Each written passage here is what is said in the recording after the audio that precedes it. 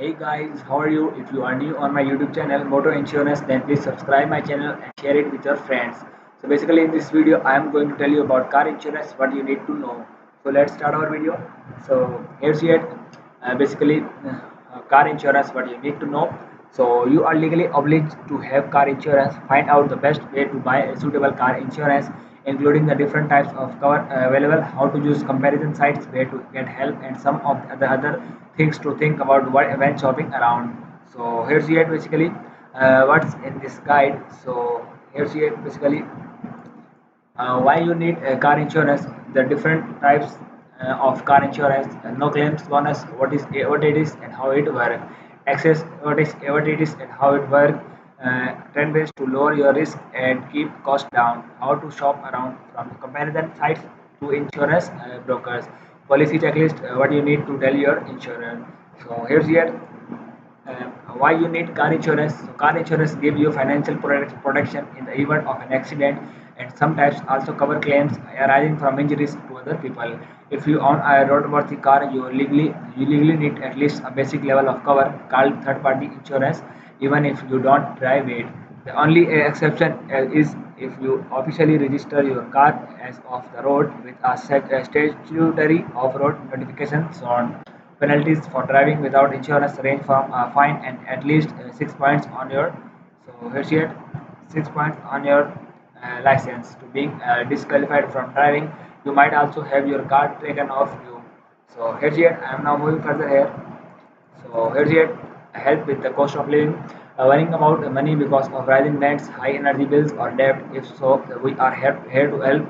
Take the first step to find your way forward with our guides. Help you with the cost of living. So here's it. The different types of car insurance. So here's it.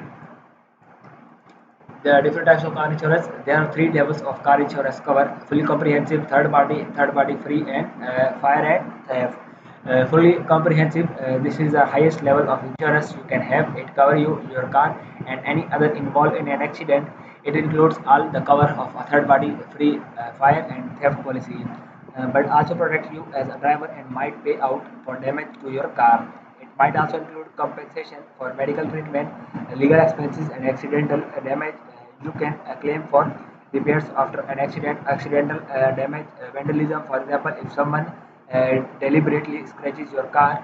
So here's yet basically it might mean you can legally drive other people's car if you have their permissions, but this usually give you no more than third party cover. This means you have no cover if you damage the car you are driving.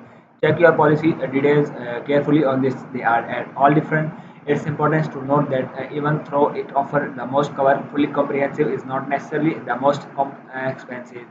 Third party, this is the minimum you can legally have. It covers you for the cost of injury or damage you cause to other people or their property, but it does not give any protection if your own car is damaged or stolen. So it's just because it's the least amount of cover you can have does not mean it is the cheapest. So it might be suitable mainly for people who struggle to get affordable comprehensive insurance. This might be when you don't have no claims, don't have a no claims bonus. You live in an area that's considered high risk for crime and other risk. Your car is worth less than say dollars 1,000 pounds 1,000, and you can afford to buy another car if you have an accident. So here's it. Third party fire and theft. So here's it.